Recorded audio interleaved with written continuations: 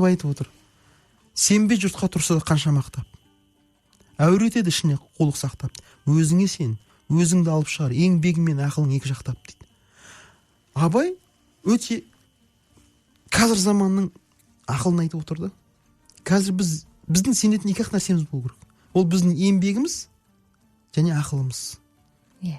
Осы еңбек пен ақыл бізді алып шығады екен.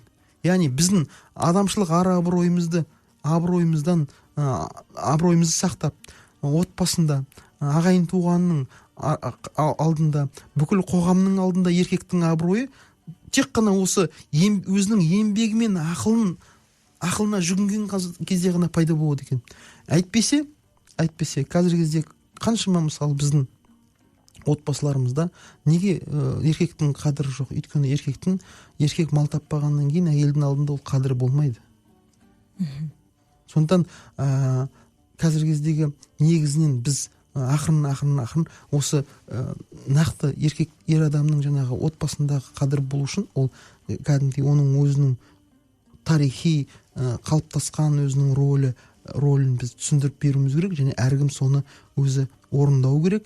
Ол үшін біз еркектерге рухани имани тәрбие беру керек балаларға жастайынан. Осыны біз бойына сіңірсек, Құдайға шүкір, біздің қазақ өзі талантты ғой. Менің ойымша бәрі орнына келеді ғой деп ойлаймын.